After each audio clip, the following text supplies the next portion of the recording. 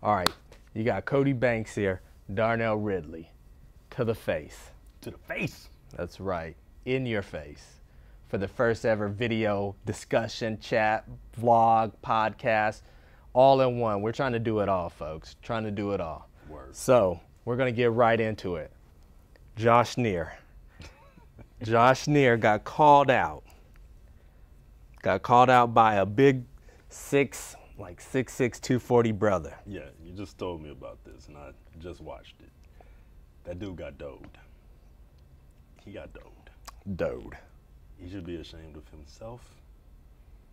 I mean, really shameful. Now, he was trolling. What happened was the brother was trolling Josh Neer on the internet, you know, on his Twitter, Facebook, you know, calling him out. Well, there's more to the story. All right. There's more to the story. What was that? So the brother said that the video clip was only like 14, 15 seconds. The brother wants the whole video to be shown. He said they were sparring. He said Josh Neer couldn't touch him. He said he tried to take him down and he just pushed him. He said Josh Neer was throwing. He was ducking and dodging, bobbing and weaving. Oh, so he's saying they only showed the good part for Josh Neer, basically. He said that when, like, okay, ding, ding, after the round, because they were sparring, ding, ding. Okay. So he turned it, you know, his mouthpiece fell down. He picked up his mouthpiece and Neer sucker punched him and then started dropping the bows on him. And that's when they showed the clip. That's when the red light got pushed. That's what he's saying. Yeah, well, no, he said the whole thing was filmed, Oh, yeah, but okay. that's what they chose to upload. Okay. So, how tall is Josh Neer, you said? I think like 5'5". Wow. 5'5". So we've got almost a foot difference here. And the guy that was fighting him said Neer was throwing wild haymakers, couldn't touch him. I know, and the funny thing is that, you know, like, at first I was like, yeah, that's what you get for, you know, keyboard warriors. You know, everybody know one. They're bad behind the keyboard, but you know they get out in front and it's like you get the elbows dropped. But now I'm kind of like, well, if he tells it true, that's what he's saying. That's a sucker move right there. Yeah, that's a straight up sucker move. You can't get mad because you can't whoop somebody and then sucker punch them and you're a professional fighter. You know, yeah, you do got to keep that in mind. I guess give him the benefit of the doubt because it kind of reminds me of that one fighter, Crazy Horse. You remember that brother? His name was Crazy Horse, and it was with Silva. Vanderlei Silva. Have you seen that? Nuh-uh. It was like backstage, you know, Vanderlei, they was getting ready for, you know, he was getting ready for his fight. And Crazy Horse was just chilling there, and somebody in Vanderlei's crew was talking stuff to Crazy Horse. I guess they had been talking stuff beforehand, but they got into it. Crazy Horse took him down, and then in the middle, you know, there's a lapse in time, and then you do see Crazy Horse getting, you know, choked out by the dude, and they had to break him off. And I think the dude, he was like a top BJJ dude in Brazil, though. But there is a lapse in time, and you do want to be like, well, what happened in that lapse in time?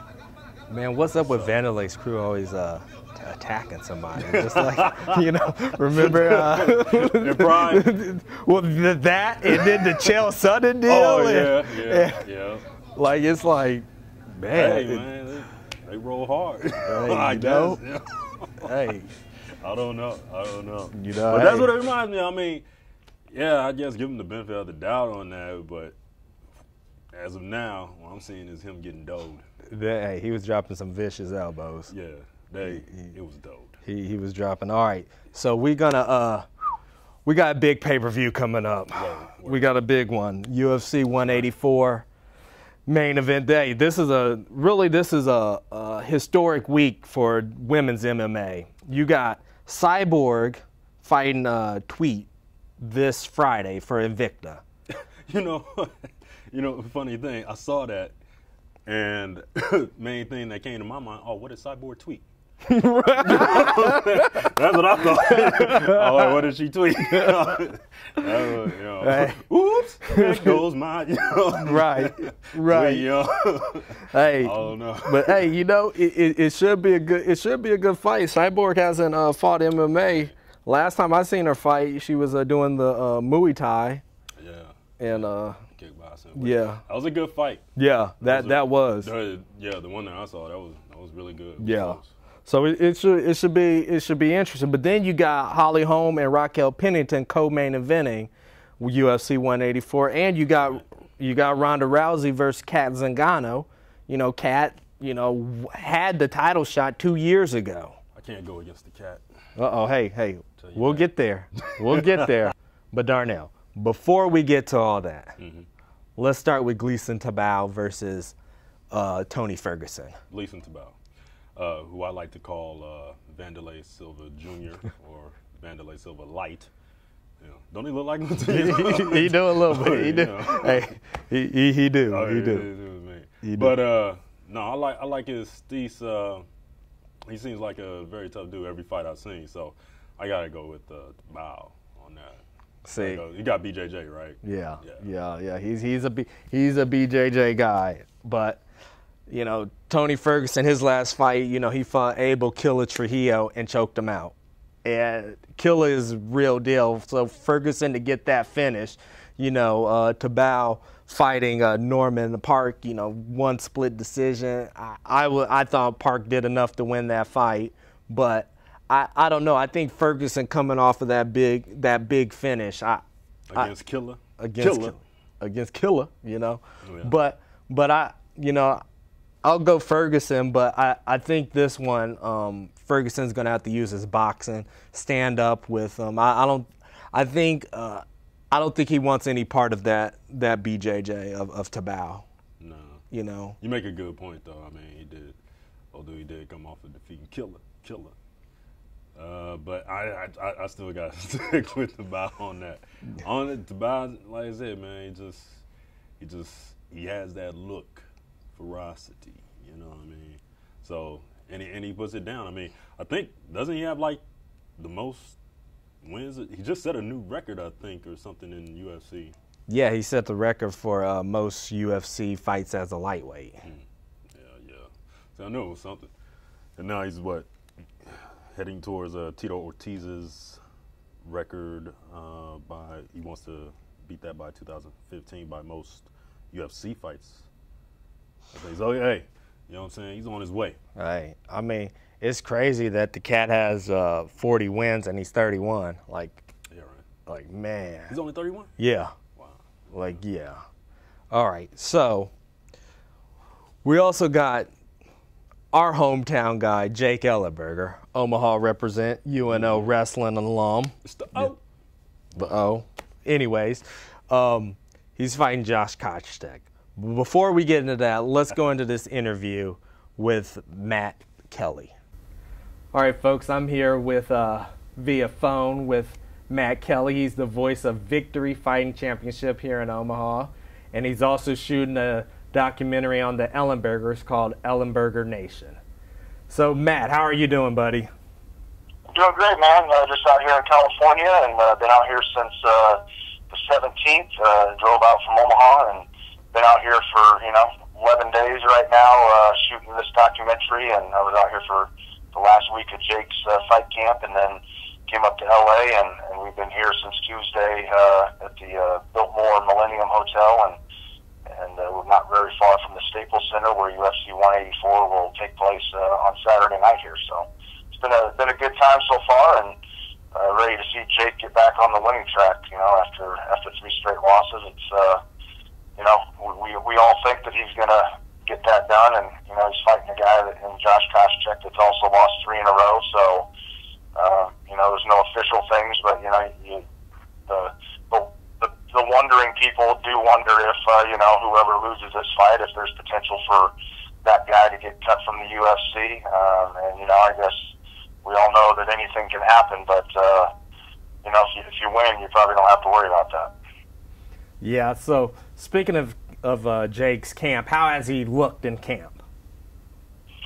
You know, I mean, I've been around Jake's camps, actually been part of his camps, and documenting them and really watching every aspect of it, from from his workouts to his physical therapy stuff, along those lines, and dating all the way back to leading up to UFC 158 when he knocked out Nate Marquardt, and ever since that time, it's kind of been tough going after that knockout of Marquardt, but Jake thinks that he's the best Jake Ellenberger that there's ever been, and I've heard him say that 3 or 4 times already, and you'd like to think that these guys are continually improving. But I do know this about Jake. I'm no fight master by any means. I didn't compete, and I never stepped in a cage or an octagon or a ring myself, but I have been around the sport pretty in depth since 2005, and I can tell you that there's not a lot of fighters out there that have the confidence that Jake has, and so at least from what I can see with Jake, he's extremely confident. He's done a couple different things that for this camp that if nobody else has done, at least none of the fighters that we know about. He's kind of working with a guy that has trained and trains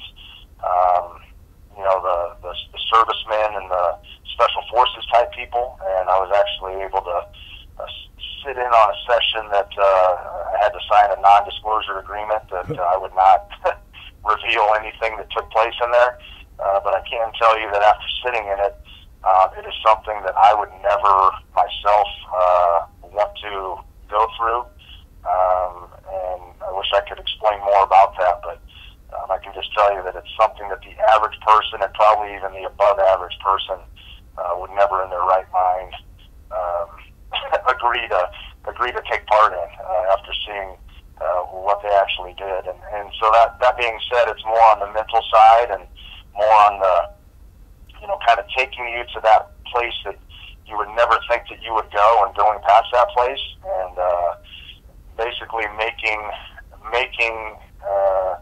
you become or be able to handle being in an environment and in a situation that most people would never get to, short of dying probably, and being able to not only handle it at that point, but be able to perform and do the things that you need to do to survive. So I think I can safely say those things without violating anything that I signed, but it's certainly something that I've never been exposed to before, and again, I would never do it myself, but it certainly has me believing that come fight night, there's nothing that Josh Koscheck is going to do to Jake Ellenberger that Jake won't be prepared for. Yeah, because it did seem like, fighting Robbie Lawler, which, I mean, he's the welterweight champion now, and the Rory McDonald fight, it did seem like he kind of just, got, like, the lights were too bright or something, like he wasn't the best Jake Ellenberger we've ever seen during them fights. Yeah, the big thing with Jake, and this is something that I see even in sometimes some of the interviews that he does and stuff, I think Jake has a tendency to, overthink things. I really do, and that's nothing. It's not like he's the only athlete that does that, or even people that just on a regular basis in work modes or whatever. But I do think that Jake does overthink things sometimes, and I think he'd probably be the first to say that. But yeah, I mean, it really, I saw that, and you saw a guy against Rory McDonald that just, for whatever reason, didn't pull that trigger, and against Robbie Lawler, if you go back and look at that Robbie Lawler fight, I was out in Vegas for that, and I saw exactly how he prepared for that fight, and if you watch that fight, I mean, Jake hung in there pretty darn well, and again, like you said, he lost to a guy that went on to be the eventual champion, and his last 3 losses have been to Rory McDonald, who's now going to get a title shot against Robbie Lawler, then to Robbie Lawler, and then to Kelvin Gastelum, who has kind of taken the welterweight division by storm as of late. I do think that the better fighter didn't win in Mexico City, but again, that's why they fight. So I think this fight for Jake on Saturday really needs to be about Jake coming out and doing what made him that fighter that won 8 of 9, 8 of in the UFC and had him on track and really a win over Robbie Lawler away from fighting for the, you know, welterweight belt. So, you know, we'll see come Saturday night, but all indications from where I stand and from what I see, you know, I believe that Jake will get there, you know, but then you have a Josh Koscheck, you know, is he hungry? Is he just looking to fight out his 2 fights that are left on his contract? I mean, you know, who knows? But we'll find out on Saturday night, and it should be a good one. Yeah, it should. So let's talk about this documentary. What's up with it? Well, what's up with it is about 2.5 years of production so far, and, you know, taking me from Montreal to Seattle to Vegas a couple times, to California a handful of times for camps, to San Antonio for Joe Ellenberger's debut, and then down to Mexico City in November for Jake's last fight. The only fight that I've missed in those 2.5 years for either of the brothers was on December 15th when Joe fought in Phoenix on the same night that we had a victory show back in Omaha. So I obviously had to be back for that, but that was you know, a tough one to miss. Joe's 1-1 in the UFC, in the UFC, and the documentary's you know, it's been a good thing. I mean, it's a labor of love right now. I mean, you know, everything's come out of pocket for me. It's not funded yet. I've funded it myself so far, and but you know, the Ellenbergers have a great story. You know, they were born 2.5 months premature, given a 20% chance to live, and you know, so it really has been these guys since birth, kind of fighting for their lives, you know, figuratively and literally, and you know, both of them become fighters. And you know, Joe has a rare bone marrow cancer called PNH, like 1 in a million people have it. He gets a treatment every 14 days using a drug that costs over $400,000 a year. So just a lot of compelling things to it. And, you know, these are guys that I've gotten to know through the Victory organization since back in 2005. And they're just great guys. And, you know, it's been a pleasure. And they've welcomed me in and basically, you know, made me part of their, you know, extended family. And it's just been an awesome thing. And you know, I have no timeline on it. That's the big question I get. When's this thing going to be done? When's it going to start, you know, wrapping up? I don't know the answer to that, but there'll be something that'll happen, or you know, maybe some events that kind of lead to where we say, okay, it's time to, you know, start putting this thing together. But it's been a great thing, and you know, we really look forward to getting their story out. It's a timeless story. There's no timeline, or there's no thing that says, you know, it has to be done or put out by a certain time. I think the best documentaries are ones that are, you know, covering a 3, 4, 5, 6 year period. I don't see it going that long, but you never know.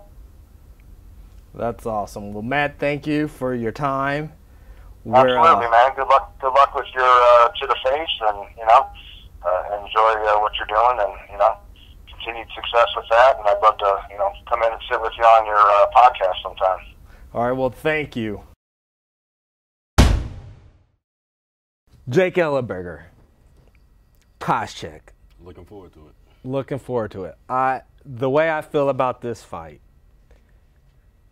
Ellenberger better knock him out first round like Tyron Woodley. He needs it. Like, there's no reason why this fight should go past the first round. Well, you know, I don't know if I can totally say that. I mean, you got to give Koscheck his respect. I mean, he's been in it for a while. You know, he's Ultimate Fighter. You know, but it's kind of, you know, wear and tear on his body in the veteran since Jake Ellenberger. He's younger, isn't he? Yeah. Yeah. So I don't know. Woodley made Koscheck, you know, take a seat. Take a seat. You know, he caught them. Oh my goshes. Yeah. You know. Lawler, yeah. Well, yeah. No, Lawler he needs it too. Well, he needs it too. Both of them need it. To tell you the truth. Yeah. This is you know, it really is one of them things where if Koscheck doesn't win this fight, it might be time to pack it up. You think so? Yeah, sell off into the sunset. I mean, because you got to think. You mean by his own choice, though? By his own choice. I don't think Dana would do No, I don't think Dana will ever get rid of Koscheck. But I mean, you gotta look at Chris Lieben and the beating he took from Uriah Hall, and it was like, yeah. I mean, and you gotta think that them cats, you know, like like how many people from that first season are still fighting? Yeah. Like I don't think. I mean, I could be wrong, but he might be the only one from that first season that's still in the UFC. No, isn't Rashad? Wasn't Rashad from that first season? I didn't think Rashad was in that first Maybe I'm season. wrong. 'Cause, No, I don't think probably Rashad was in that first season. But I think that Jake's stand-up looks really good. He's been talking about, you know, this fight, he really is getting his mental together. Like he feels that he has all the skills. And I kind of like in his last couple fights, you know, I feel like in the big fights he kind of like froze. And it's like if Jake would just let his hands go and be the beast that he is, man, he could knock, you know, anybody out. That his hands are heavy. Because he started coming back against Lawler, actually. You know, so, hey, mathematics, there you go. Who had a better showing against Lawler? I would say it's Jake Ellenberger, so I got to go with Jake Ellenberger in this fight. Yeah, and same here. I just, yeah, right hand. Yeah. All right. So we're inconsistent there. You know, we're both going Ellenberger. I mean, That's right. and it's not just that he's from the O. It really is that. I just feel that Koscheck's time is up. Got to do the mathematics on that. Mathematics. All right. Now we're getting into the preacher's daughter, Holly Holm versus. I saw you write about that on To the Face. Be sure to check out www.totheface.com for all your MMA needs. Anyways, yes, good. Yes, it was the post about Holly Holm. A lot of people don't know Holly Holm. She's, you know, making her UFC debut. I mean, this woman is remarkable. I mean, an 18-time world champion in boxing. You know, a kickboxer. She's fighting Raquel Pennington. How you feel about Rocky? Well, I have seen her fight. Not like Raquel Pennington. I do. I haven't really seen Holly Holm, though I know the name. At least to my recollection. I don't remember any of her fights. But I don't know. I mean, what can you go to? Strong suit, Holly Holm, boxing, right? Kickboxing. How's her ground game? Seen any of that, you know? That's We'll find Pandora's box. No one knows. Like, she hasn't been on the ground. She has, out of her 7 victories, 1 decision, 6 KOs, 5 of them by kicks. So, safe to say, if this is a stand-up, Holly Holm's going to take it. Her hands are probably some of the fastest I've seen in MMA. What? Like man or woman. What? Her stand-up is ridiculous. Her jab is just lightning fast. Like it's, I can't see Raquel winning a stand-up fight with her. Like even with probably her able to keep her at a distance with the boxing and the Holly's kickboxing. taller. She is taller, yeah. So, I mean, if Raquel can even get in to take her down, which she probably won't. I mean that left, like Holly's left leg, vicious.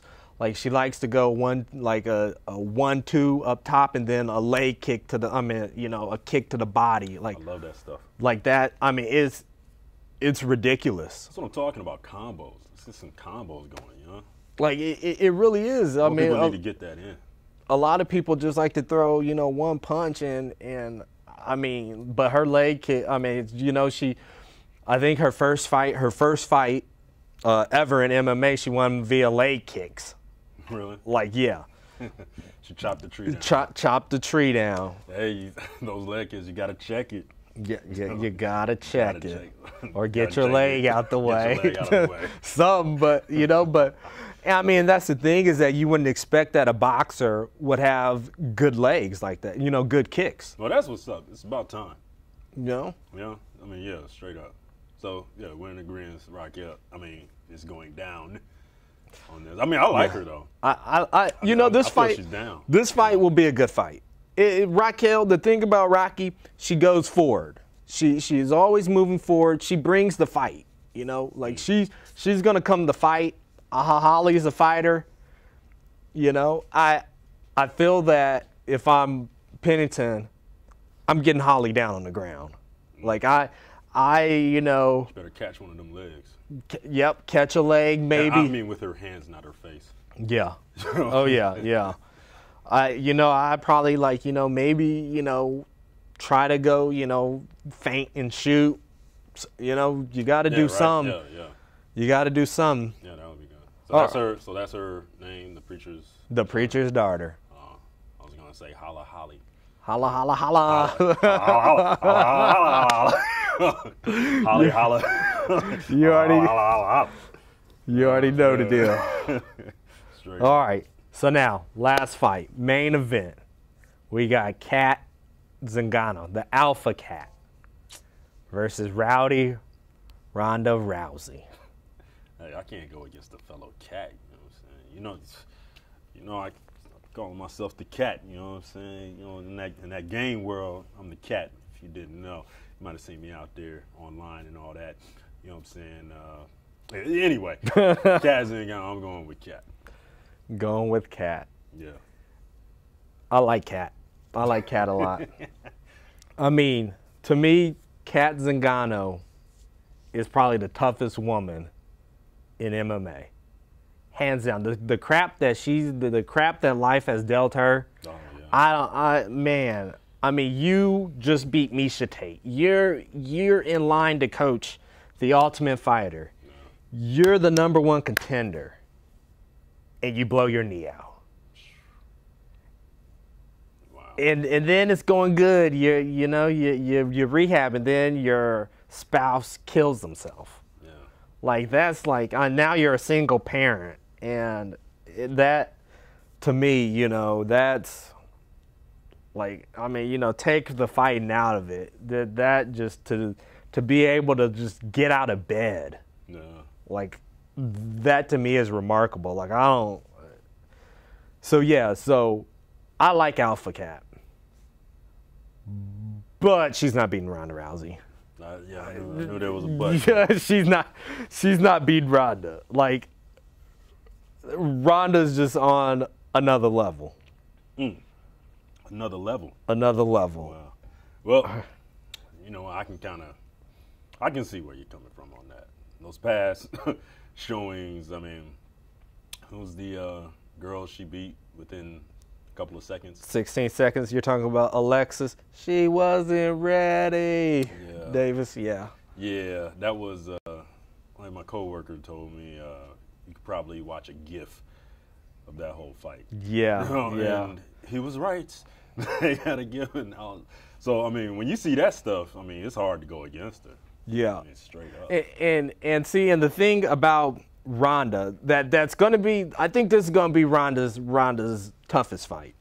The thing about it is that I feel like with Sarah McMahon and with Alexis Davis, she was in their head. Like, Davis just looked scared. Just coming out to the ring, she just looked like, what am I in? And the stare down, she just looked, what am I in for? And when she just came out, it was just flat, But back to what you're saying about the mathematics. Let's do the mathematics here. All right. What's the mathematics? The common denominator, Miesha Tate. Miesha Tate. Miesha Tate took Ronda her furthest. This is good math. All right. Miesha Tate was winning that fight against Cat Zingano. Yeah. Until Cat came back and put the fangs on her. Like, them were probably some of the most vicious knees I've seen. That was nasty. But Miesha still was winning 2 rounds and would have won that fight if it would have went. Them knees. But so them knees, hey, that's what you got to do, though. If you're, at the end of the day, that's what you got to do. Especially if you're down in the car, you gotta. I feared for her on that. Oh my God, them knees went bad. Yeah. Them were some bad knees. I was like, ooh. Yeah, Them were some bad knees. But so, you know, with that, Ronda and Misha. Oh man. First fight. You know, she took it. I wouldn't say Ronda beat her in a snap. You know, Misha, you know, did take her back and stuff, and then she got her on the ground and armbarred her. Yeah. The second fight, Misha really, you know, took Ronda her furthest. Yes, she did. But yeah, this is the source. Remember how you tripped over the vacuum because Misha kept grabbing Ronda. Kept going to the mat. It's like, what you doing? What you doing? You going in the Sharks, you know, area? You know what I mean? Yeah, you It's don't. like, what you want to be on the ground for? Is like, get your arm broke again. You know, that's what I was. Because yes, I was rooting for Misha on that. So I was like, what you keep on going down? What? So I mean, but with that. So yeah, who had a better showing against Misha? Well, Ronda won. So who looked the best against Misha? Misha, I mean, it's mathematics there. Yes, there's a denominator though. I don't think Misha was totally in that second fight with Ronda. She was in her head. She wasn't in her head. You know, Misha took herself out. You know, so you know, I don't know what you want to call it, denominator, exponent. I don't know. There was something in there that skews that math a little bit for me. Okay, so I'm going Ronda. You're going Kat. Gotta go with Kat. What does Kat have to do to beat Ronda? Not get on the ground. I'll say that. Yeah. Though Ronda's stand-up is, you know, looking great. You know, I mean, it totally is. You know, she coming in there. You know, and then she coming in, knee McMahon, you know. That knee was pretty bad. I mean, I think they should have let it kept going, but it did cripple her. So, you know, and then flip, you know, hip flip, swat. Alexa Davis. So her stand-up is looking very good. But I saw that Kat, and that Kat was pretty tough. I saw a highlight. I didn't know who she was fighting, but I saw her have some chick in some headlock or choke or something, and like flip. Yeah. You know, where I'm like, dang. Like, Yeah. Kat did that? Amanda Nunes. That's who it was. Okay. Amanda Nunes. Amanda tried to get a knee bar on Kat on the bad knee during that fight, and it was funny because Kat went Cerrone on her. Oh, she did? Not today, motherfucker. and she was just like, I can't, like all the crap that I've been through in my life, you're not about to take it away from me. You know, like she said that, you know, going after that knee was just like brung all that, like, yeah. And then she went out for Kat and then had her in the choke and threw her. Oh, all right. Yeah, because I saw that, I was like, woo. Yeah, that was a nasty throw. Like, that was nasty. I really do like Kat a lot, but. Well, she needs to go into that, you know, maybe she can go into that deep water. Yeah. You know, those deep recesses of her mind again against Ronda. You know, I mean, I'll be fair. You know, the way Ronda's looking and, you know, her patented, you know, it's like a fighting game, you know, special move. that armbar, you know, it's. But, you know, I just got to go who I got to go with, you know what I mean? She's got a good name. How about that? I'll go off. That's what I'm basing it off of. All right. Well, so. Do you think she's more pinpoint in her striking than Ronda is?